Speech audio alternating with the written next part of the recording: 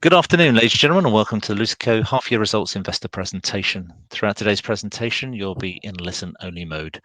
Questions are encouraged and can be submitted at any time using the Q&A tab on the right-hand corner of your screen. Simply type in your question at any time and press send. The company may not be in a position to answer every question it receives during the meeting itself. However, the company can review all questions and will publish any responses where it's appropriate to do so on the Investor Meet Company platform.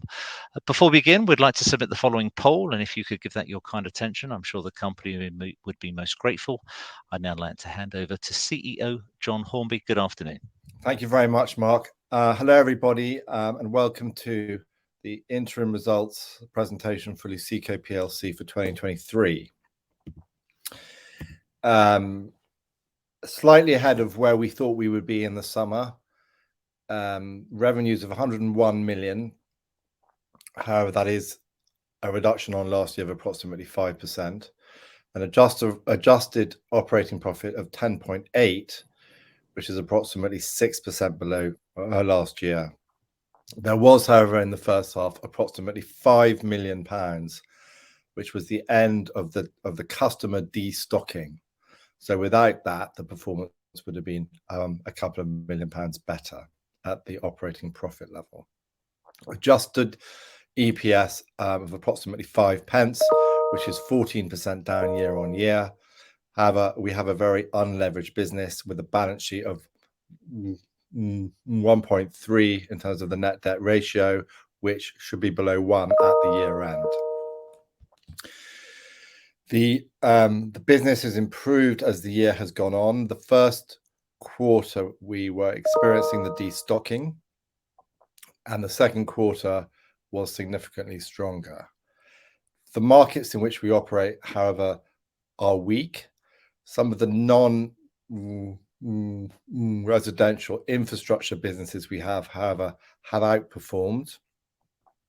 But overall, the decline in revenue has been less than expected as the non-cyclical businesses have outperformed.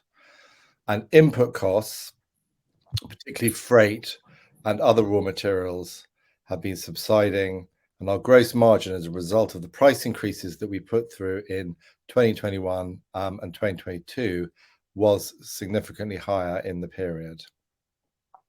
Some of the businesses that we have bought recently, particularly the EV business and the DW Windsor lighting business, has performed strongly in the first half, and the EV business is an exciting proposition with a strong pipeline of new products. So the outlook for the rest of the year, in July, we thought that our trading would be in line with last year. We now think it'll be approximately 1 million ahead of last year, and that's an upgrade to the guidance that we had issued before.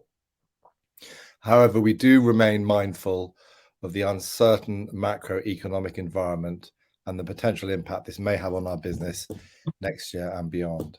And with that, I will hand over to Will Hoy, who will take you through more of the financial numbers.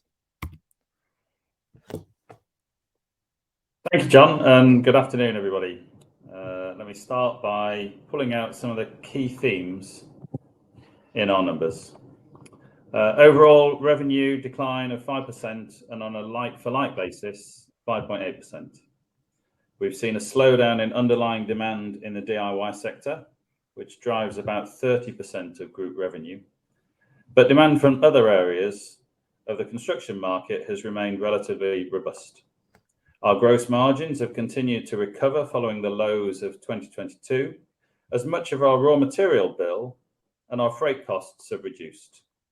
This has in part been offset by higher operating costs, especially wage inflation. We said earlier this year that our median pay rise was 7.5% coming into 2023. Overall, just about maintained operating margin at 10.7% to the prior year.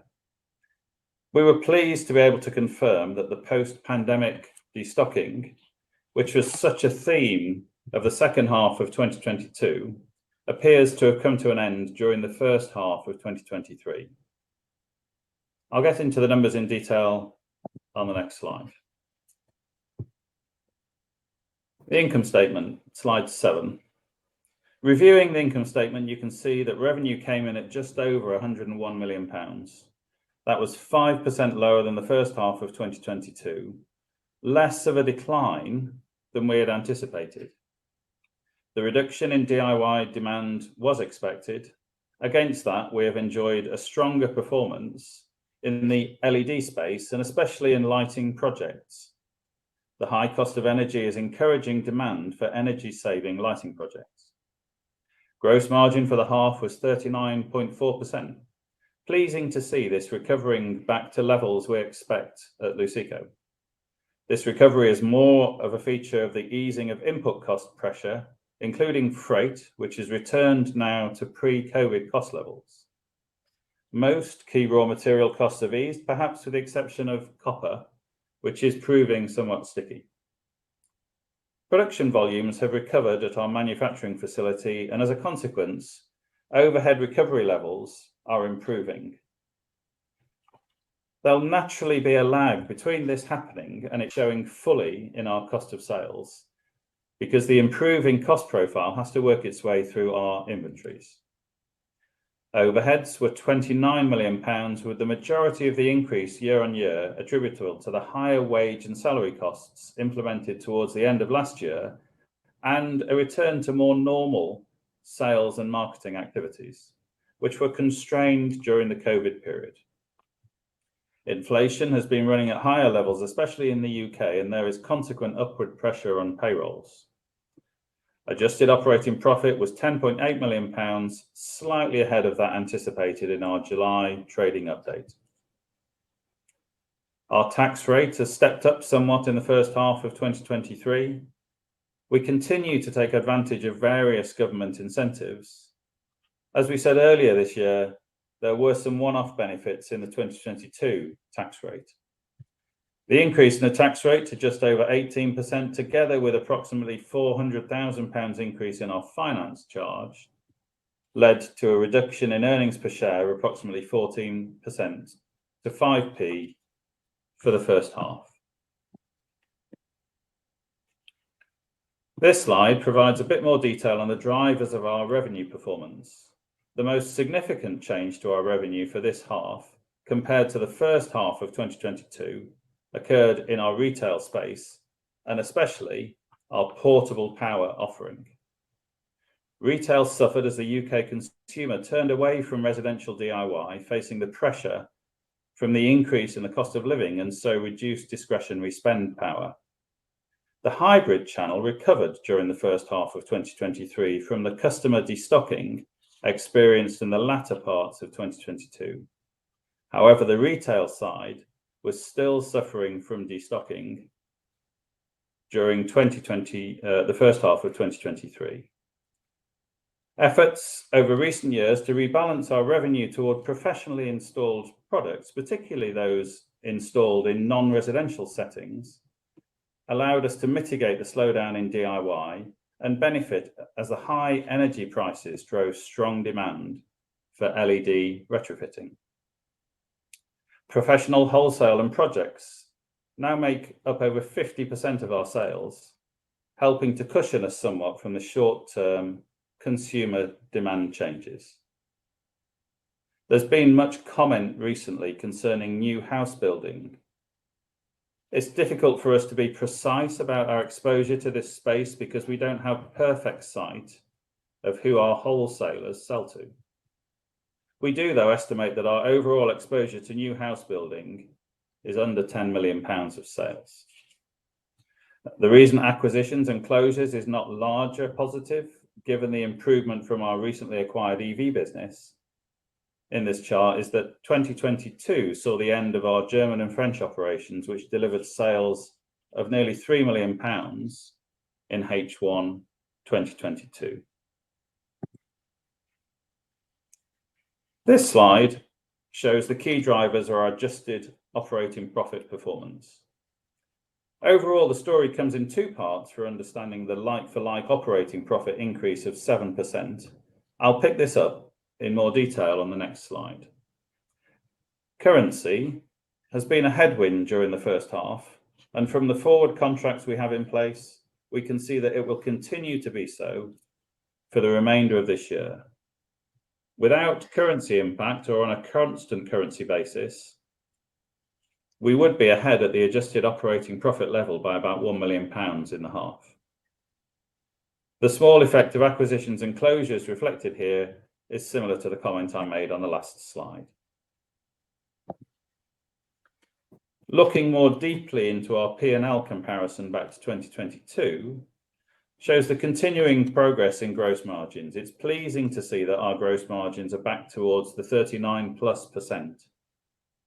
This has been delivered through raw material cost reduction, the improved freight market, favourable product mix and efficiencies at the Jiaxing manufacturing facility, now able to operate at more sensible volume levels and so make better use of the automation equipment that has been installed there over the last few years. This improvement was in part countered by the increasing cost of living, especially in the UK, and as a return to more normal levels of variable pay. Together, these increased our payroll by just under £3 million this first half. We did mention earlier in the year that the median pay rise for the UK was about 7.5%, with actually the lower earners gaining over 10%. LUCECO has historically enjoyed higher sales in H2 than in H1.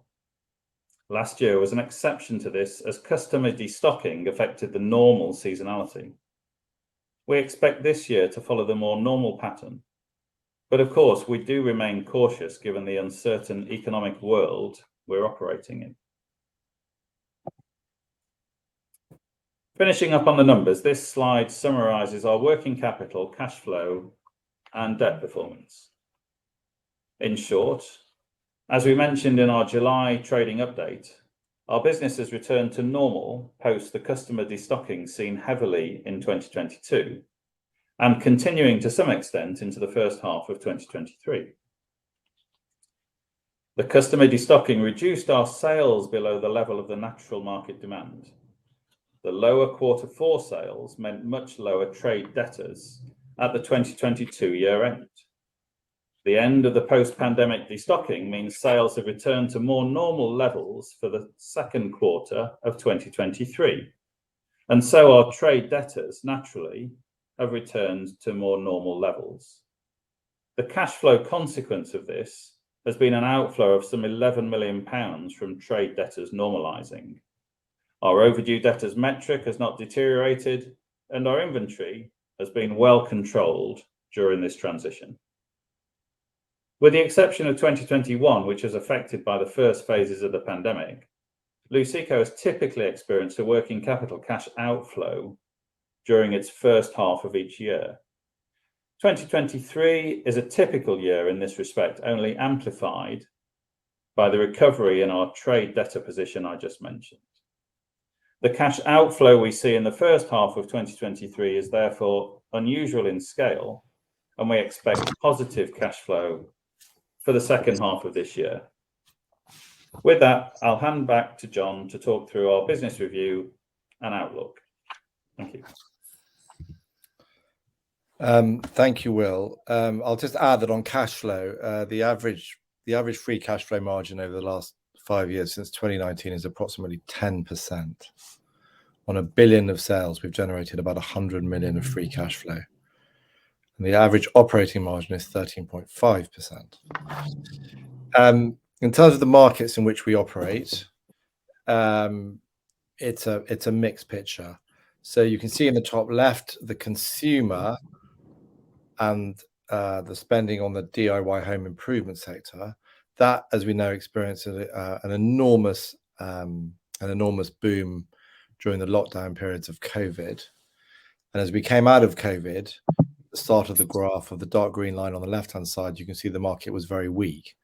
It has been improving a little bit on a year-on-year basis, and actually went positive in June before we think probably bad weather weakened the market again in July. I mean, my personal feeling is that the consumer for our products is a little bit stronger than they were before, certainly on a like-for-like basis. You know, what we're seeing when we monitor sales out of our large customers, the position has improved a bit as we entered the second half. Moving down to the chart on the bottom left, you can see that residential RMI that we estimate is approximately 55% of our business. That market is forecast to decline at 8% this year, so a significant decline. And new residential housing forecast to decline even more, near 20%. But fortunately, as Will said, that is only a relatively small part of our business, less than 5% of our sales go into new housing construction. On the infrastructure side and the non-residential RMI side, the markets are about flat. And these are the non-cyclical areas of our business that have been performing strongly. So DW Windsor, Kingfisher Lighting, our own internal LUCECO Lighting Projects team have all had a very strong first half. Overall, we think our market in the UK is down by about 5%. And we believe we will outperform that market decline this year. Overall, our sales this year will be significantly up on last year, but you need to consider that last year's sales were reduced by £20 million of customer destocking, and this year's sales will be reduced by approximately £5 million of customer destocking. But if you look through the customer destocking, we think our sales this year will decrease by approximately 2%, and the market is down somewhere between 5 to 6%. So we believe that we have gained market share and outperformed the market, especially in these non-residential areas of our business. The graph on the right hand side shows the overall construction market, which in the UK has remained relatively stable. How do we grow this business? Historically, NPD, new product development, moving into adjacent product categories has been a key driver of our growth. The EV charger market, we entered via a small acquisition earlier last year, and we have been investing a lot in the team, in the technical know-how, and in the product range. And we believe that we can significantly grow our market share of a market which is forecast to grow at 50% between 2023 and 2025. Furthermore, changes in the regulatory environment are boosting the electrical sales in the residential space, and within lighting, ever increasing efficiency of LED lighting means that the ROI on a retrofit is becoming ever shorter. We also point to the climate emergency and the electrification that is going on in the residential space. And although we don't make or install things like heat pumps and solar panels, we do make the connectors, the inverters, and the other infrastructure that is needed around those products. And finally, M&A. As I said, the business generates approximately 10% free cash flow margin per year, and we pay a 40% dividend, but that does leave cash for acquisitions. Since IPO, we have made 3 acquisitions. The first one I'll talk about is Kingfisher Lighting. We bought for less than £10 million in 2017 when it had operating profit of 1.2 million. This year we'll have operating profit of nearer 2.5 million. And we've owned the business for just under 5 years. The DW Windsor business that we bought in 2017 also performing strongly, and the Sync EV business, although it's early days, is also performing strongly and is an exciting area of future growth. As I said before, NPD, new product development, innovation, and range extension has been a very significant driver of our growth. And you can see here some of the examples of activities that we are and have been involved in. I would particularly point to further work in the EV space and the three-phase circuit protection range. Currently, we only have a single-phase low voltage offer, but it's a big category for us, worth approximately £20 million per year, and we'll be launching an expansion into three-phase in the second quarter of next year.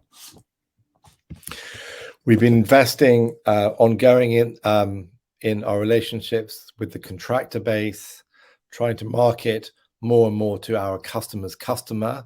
Although we don't actually invoice the contractors and we don't deal with them on a commercial basis, they are the end users of our products. So trying to get beyond the customer to the customer's customer and to form a relationship, via social media, etc., has been a big focus for the business. Investment in people, as Will said earlier, we gave a significant pay rise at the beginning of this year, and we've invested in over 4,000 training sessions for our staff.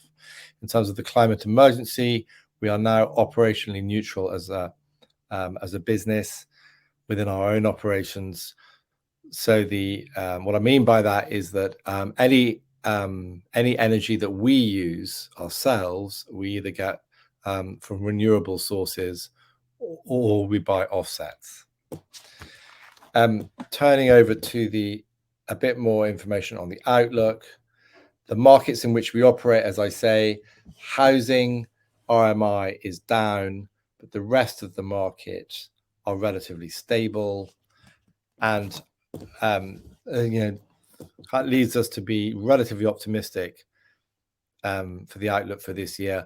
We have the FOB order book up until the end of October, and it's FOB, i.e. where we supply the big customers directly from China, where most of the volatility in the revenue line has historically sat.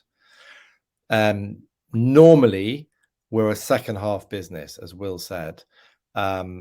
Last year was the first year in a very long time, in fact, the only year I can ever remember when the first half was stronger than the second half, because the second half was severely impacted by customer destocking. This year, I'm expecting a return to more like 53% in the second half against 47% in the first half. And we have an order book up until the end of October, at least on the FOB side, that would support that view. In terms of gross margin, we expect that to improve in the second half. And overall, therefore, we expect a significantly stronger second half than first half, both against the first half comparator, but also even more so against the comparator of the second half of last year, which was very weak. Having said that, our markets, our core markets are obviously weak, and we remain mindful of what the macroeconomic environment may bring for next year and into the future.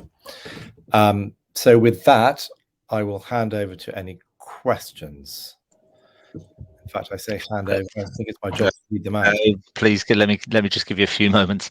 John, Will, thank you so much for updating investors. Ladies and gentlemen, please do continue to submit any questions you may have using the Q&A tab just situated on the right-hand corner of your screen. But just while John and Will take a few moments to review those questions submitted already, I'd just like to remind you that a recording of this presentation, along with a copy of the slides and the published Q&A, will be available via your Investor Meet Company dashboard. John, Will, you'll see you've had a number of questions from investors this afternoon. Thank you, everybody, for your engagement thus far. I think you've touched on some of the matters perhaps after the questions came in. But if I could just hand back to you, John, maybe just to read out any questions where you feel it's appropriate. Yeah, thank you. Thank you. Thank you. First question from Tom. Your investment in the EV market following the acquisition of Sync, can you see further investment in that market? Is Sync fully integrated, and is it meeting your expectations?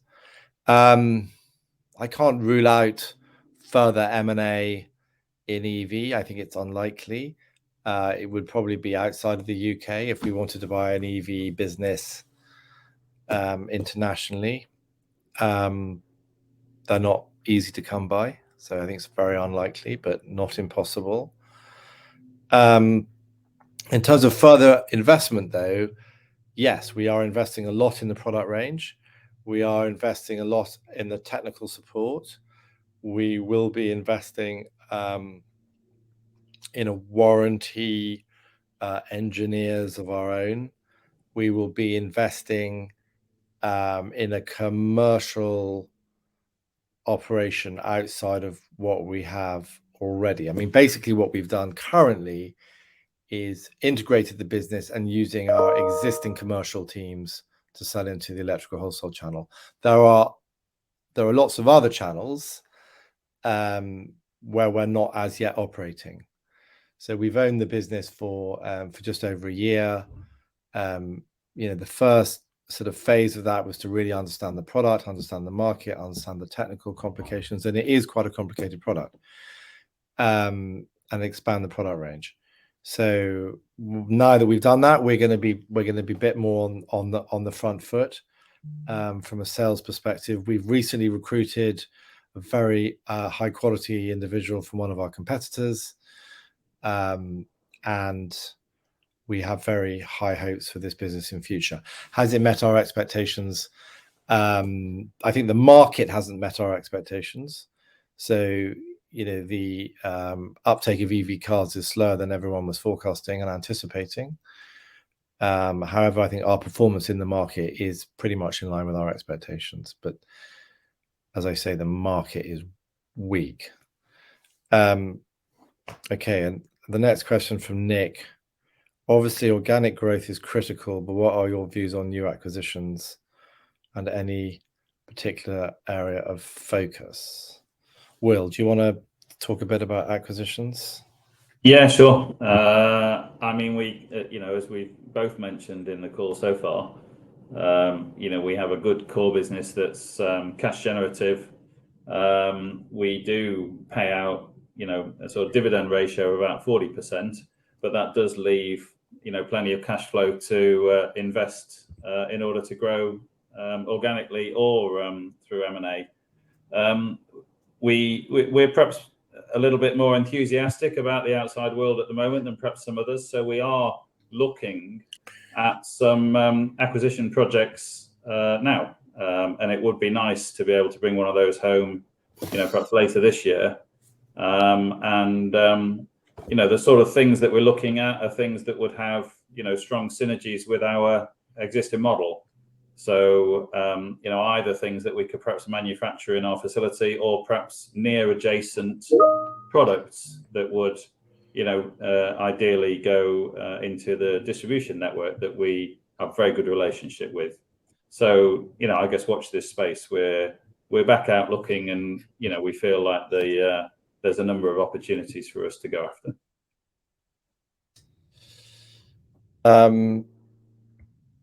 Thanks, Will. What sort of market share does LUCECO have? This is from Mark, in each of its end markets. And how does this limit the runway to growth in these areas, either organic? I mean, we operate in so many end markets. We have, perhaps just interrupting, John, we have attempted to do a market share, and it is it's probably in small text, but in the appendices, the sort of about slide 25 onwards, we've quoted an approximate market share in some of the categories, but we've not talked about how that might limit things. Yeah. In the UK market, I mean, we operate in Mexico, we operate in the Middle East, we operate in Asia, we operate in Spain, we operate in the UK, in multiple different categories, multiple different products, in multiple different market segments. And we have very different market shares in all of those. I mean, the key highlights would be BG has about a 20% market share in UK wiring accessories. Master Black has about a sort of 35 to 40% market share in portable power. Our lighting total market share is about 5%. In projects, it's nearer 10%. But these are all UK. When you get outside the UK, our market shares are close to zero in most markets. There will be areas like Middle East or Mexico where it'll be a bit higher than that, but our global market share is basically round to zero. So I don't think market shares limit our growth really anywhere. Wiring accessories in the UK, we are market leaders. That is harder to grow, but equally, we have a very We have a very strong position, which is driving a very high operating margin in that space. But we are kind of highly diversified, and none of our market shares are very prohibitive to growth. Any thoughts on dividends from Nick B? Not sure what kind of thoughts. We pay a 40% dividend. I think in the first half of this year, we paid the same dividend. I mean, our interim dividend is the same as it was last year, so it's a tiny bit more than 40% because our performance is a bit weaker, but we think that will right itself by year end. I don't know whether you think we want to pay more dividends or less dividends or no dividends, but that is our current policy, and I don't think we plan to change it. I mean, we pay a lot of tax on dividends, but we think it's a good discipline to pay cash out of the business. Can you comment on your thoughts re China +1 from Scott? Well, my current thoughts are that the Chinese currency is at a 15-year low. It's gone from 6.2 against the dollar to 7.3 in the space of about 18 months. So China has just got 15% cheaper, and it was already the cheapest place to manufacture in the world. So although the labor rate is obviously not the cheapest, the productivity and the manufacturing expertise that they have in China makes it the cheapest place. And we have done quite a lot of work looking at this. Equally, there is a concentration risk having all your manufacturing in one location, whether that's China or any other single location. And there's a geopolitical risk around China, which maybe doesn't exist if you're looking at India or Malaysia or Mexico or Turkey. So there's 4 other countries that we are looking to do some kind of China +1. We're not going to build a factory and take work away from our existing facility, but we are looking to buy a business with its own revenue stream in its local market, which we can then use as a lifeboat in case there is a problem with buying from China. I read in the newspaper the other day that $3 trillion of trade goes through the South China Sea every year. If there is a geopolitical event there that would prevent that, the world's going to have very, very, very big problems. Anyway, we'll have to see. But yes, we are actively trying to mitigate our concentration risk vis-a-vis China. A question from Mike B. Re the FOB order book, has this been building throughout the year? Are you willing to give any year-on-year growth figures where it currently sits, SAT at H1? I mean, the way this works, Mike, is that we get orders for 2 months forward, basically. FOB is on an average sort of 70-day lead time. So we have now the orders up until early November. And I can tell you that the order book for September, October is more than 50% up on what we invoiced in September, October last year. I don't have the exact number to hand, but I know it's more than 50%. So it's much, much stronger. But that is what happened in the second half of last year. FOB sort of cratered towards the end of the year, which resulted in us having to issue profits warnings and miss our guidance and generate lots of cash, which was a good thing. But that was all about destocking. Customers, as they got close to their financial year ends, realized they were overstocked, and they scaled back their purchasing, and it hit us very badly. I'm pretty confident that won't happen this year. We look at customer stock figures and all the rest of it. We can be out as we can be. That won't happen this year. I can't absolutely guarantee it won't happen because we don't yet have the orders. There's a bit of background noise. It's not me. But it looks, so far, it looks pretty strong. A question re EV auto sales has been weaker than many expected. Do still forecast 50% growth in this market. Is this still possible? If so, how has EV charger market decoupled from EV sales? Well, the big difference between EV sales and EV chargers is that new regulations have come in that mean that new housing construction needs to have an EV charger installed at the point of construction, which is a new regulation which is hitting about now. So EV charger sales are now a function of new house builds, which are also weak, as well as sales of EV cars. But that is why there's a decoupling.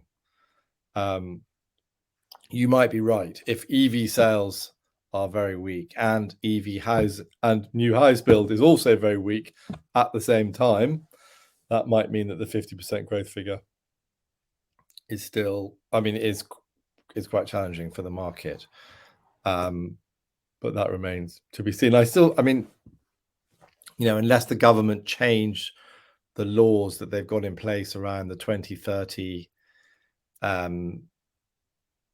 ban on non-EVs, the market's going to be huge. It's just about when. And in fact, the fact that the market is a bit slower probably helps us because we needed a bit more time to get our products and to get our understanding and get our technical ability in place. Mike B, any tax rate guidance for full year 23? Will, are you still there? I'm not sure Will's still there. So tax guidance, I think it was 18% in the first half. I think it'll be 20% for the full year. That's what we're guiding to. Will's back. Will, the question on tax, I think we're guiding to 20% for the full year, right?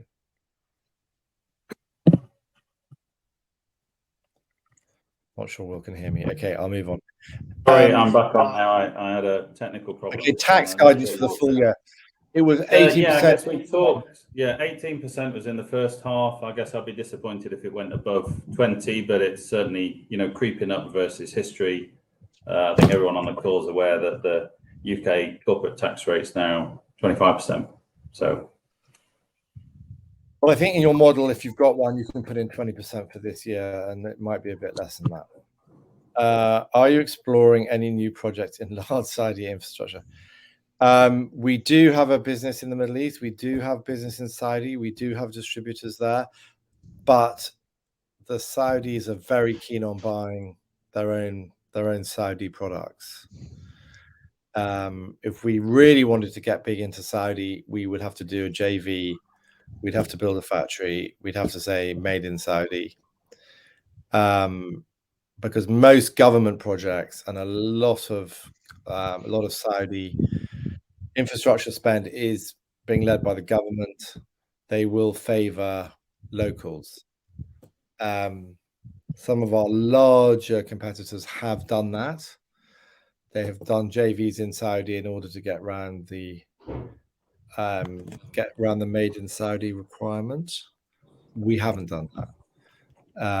But it is a market in which we operate, and it's a market in which we do okay. And if there's a huge amount of infrastructure, we should be able to do slightly better, but we can't be a major player without a JV. Are you seeing potential acquisition multiples? Yes, I think we are seeing acquisition multiples compressing due to the tougher macro environment. The businesses we're looking at sort of 6 to 7 times, whereas before they might have been 8 times. So yeah. Rosita says, our previous CFO has moved to XP Power. They are about 3 times our size. You must be a shareholder, Rosita. And have 3 engineers on the board. I wonder why you thought we didn't need any. Well, that's a very interesting question. Will, do we need more engineers on our board?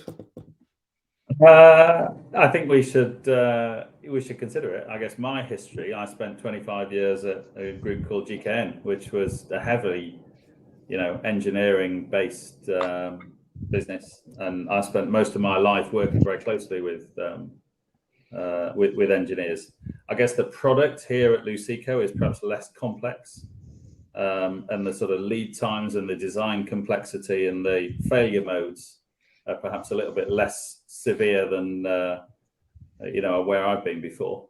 No, we're sort of often enough regularly looking for additions to the board, and I'm sure at recruitment times in the future we'll consider a variety of different qualifications.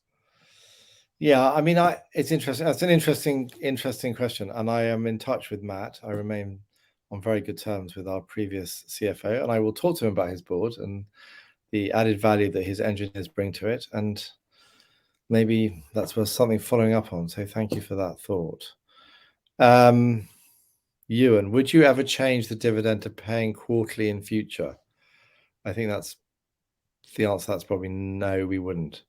We'd have, I think if we paid a dividend quarterly, we'd have to do all sorts of other things quarterly, which we probably wouldn't. Yeah. And we do. Other people pay dividends quarterly. For example, Vodafone pay their dividend quarterly? I'm not sure that many businesses pay their dividends quarterly. I think that's very unlikely. Well, that's it. I might just jump in there, Yeah, that's John, it. Will, because you've taken every question from investors, and thank you to everybody once again for engagement. John, Will, thank you for updating investors this afternoon and for your time. Ladies and gentlemen, please can I ask you not to close the session, as we'll now automatically redirect you to the opportunity to provide your feedback in order that the management team can really better understand your views and expectations. This won't take long for you to complete, and I'm sure will be greatly valued by the company. On behalf of the management team of LUCECO, we'd like to thank you for attending today's presentation. John, Will, good afternoon to you both. Thank you very much. Thanks. Cheers. See you again. Thank you.